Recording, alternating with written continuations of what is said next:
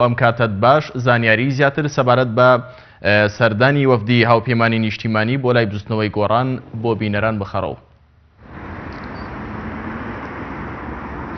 بەڵێ کارزان سڵاو لە تۆ و لە تەواوی بینەرانی کەناڵی ئاسمانی پێیامیش بێت. ئێمە ئێستا لە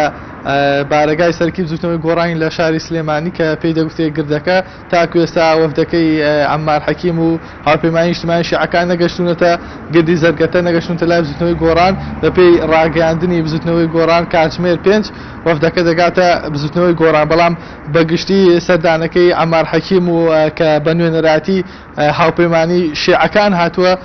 ئەمانە دوێنێ سەردانی شاری هەولێریان کرد لەگەڵ پارتی دیموکراتی کوردستان کۆبوونەتەوە مەست لێ بڵین هاوپەیمانی شیعەکان پرۆژەیەکیان هەیە بۆ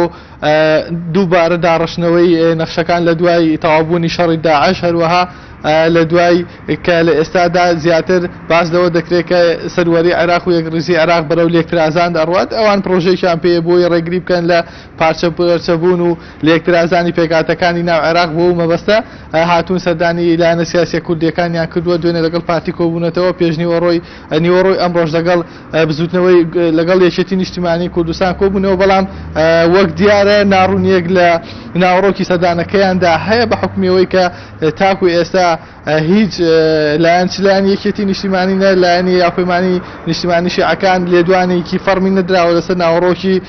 ئەو کۆبوونەوەی کە کراوە بازی چی کراوە وردەکاری کۆبوونەوەکان دیار نییە.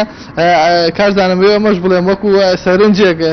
ئەمڕۆ هەرچەنە ئەو وەفدەی شیعەکان باز لە یەکڕیزی و یەکپارچەی خاکی عێراق دەکات بەڵام بۆ وەکو خۆجیاکردنەوە ئەمڕۆ سەر ڕایبوونەوە ژمارە زۆرەی مزگەوت لە شاری سلێمانی چوون لە مزگەوتی حوسەینیە نوێژی نیوەڕۆیان کردووە دوای ئەوەی کە نوێژی نیوەڕۆ دەکەن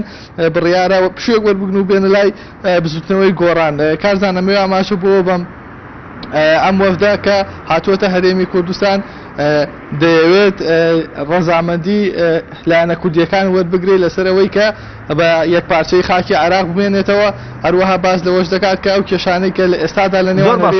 بەغدادا هەن بە گفتوگۆ چارەسەر بکرێت بە تابەتی کێشەی بڵێ. زۆر باشە بەپێی زانیاریەکانی تۆ هەڵوێستی حەزبە کوردستانیەکان ئەوانەی کە دوێنێ لە شاری هەولێر کۆبوونەوەیان لەگەڵ عەمار حەکیمدا کردووە وەفدی هاوپەیمانی نیشتیمانی یاخود ئەمڕۆژ لە شاری سلێمانی لەگەڵ یەکێتی نیشتیمانی کوردستان دانیشتونەوە بڕیارە کامڕۆ لەگەڵ بستنەوەی گۆڕانیش کۆبوونەوە بەپێی زانیاریەکانت پارتە سیاسیەکانی هەرێمی کوردستان هەڵوێستیان چۆنە سەبارەت بە پرۆژەکەی هاوپەیمانی نیشتیمانی بۆ یەکپارچەی خاکی عێراق پارتە سیاسەکانی هەرێمی کوردستان پشتگیری لە پرۆژەکەی عەمار حەکیم دەکەن؟ بەڵێ کارزانم ئەمە بڵێم پارتە کوردەکان هەرچەنە هیچ کامیان نەیەکێتینە پارتینە گۆڕان نە کۆمەڵەیە گوتو ناتوانن بە تاگلانە بڕیار لەسەر چارەنووسی کورد لە عێراقدا بدەن هەر پێنجیان لەسەرەوە کۆکن لە کە پەیوەندیەکانیان لەگەڵ حکوومەتی عێراقیدا لەسەر ئاسی گفتوگۆ بێت نەگاتە ئاسی بارگژی لە ڕێگەی گفتوگۆ کێشەکان حل بکرێت بەڵام ئەویان بە هاوپەیمانی نیشتیمانی شیعەکان وتووە کە ئەمان بەردەوام کار دەکەن بۆ بەدێنانی مافەکانی کورد وەکو نەتەوەیەک لە چوارچەوەی عێراقدا هەروەها هەوڵیش دەدەن بۆ ئەوەی کە ئەگەر بارودۆخەکە نەگونجاو کێشەکان زیاتر بەداوام هەوڵی سربەخۆی و جابوونەوە لە عێراق بدەن. ئەمە پەیامی حیزبەکان بۆ تاکو ئێستا کە دوێنێ و ئەم ڕۆژ لەگەڵ یەکێتی و پارتی کۆبوونەتەوە تا ئێستا ئەم وەفدە ئەم پەیامیان پێگەشتەوە بەڵام بەهۆی ئەوەی کە هیچ ئەندامێکی بزوتنەوەی گۆڕان ئەوانەی کە من پەیوەندیم پێوە کردوون ژمارەکانیان بەشێکیان داخرا و بەشێکیان وەڵامی تەلەفۆنیەکانیان نەدایەوە هیچ زانیاریەک نادن لەسەرەوەی گۆڕان یاخود حیزبەکانی تر چی دەڵێن بەم پارتانە بەم هاوپەیمانی شیعەکان چۆن وەڵامیان دەدەنەوە. ئێمە چاوەڕێەوەکەین کە وەفدەکە بێتە بارگای سەرەکی بزوتنەوەی گۆڕان لە شاری سلێمانی و لە زاری خۆیانەوە لە ئەندامانی وەفدی گۆڕان یاخود ئەندامانی وەفدی هاوپەیمانی شیعەکان زانیاریەکان وەربگرین بەڵام زانیاریانەی ئەوەن کە ئەم هاوپەیمان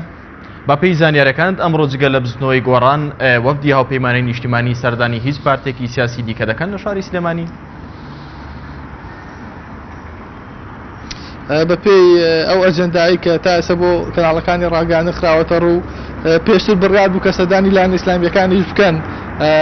بەڵام تاکو ئێستاوە ڕوون نیە ئەگەر کاتژمێر 5 بگەنە بزوتنەوەی گۆڕان بڕوان ناکەم بۆ درنگانێکی شەوەکو تەسەووری خۆم سەردانی دوو پارتە ئیسلامیەکەی تر بکەن چارە نووسی سەردانەکانی تر لە دوای بزوتنەوەی گۆڕان تا ئێستا لای من ڕوون نییە نازانم سەردانی چێ دەکەن. ئەحسان سابیر پەیامنێری پەیام لە شاری سلێمانی و لە مەکۆی دروستنەوەی گۆڕانەوە سپاس بۆ زانیاریەکانت.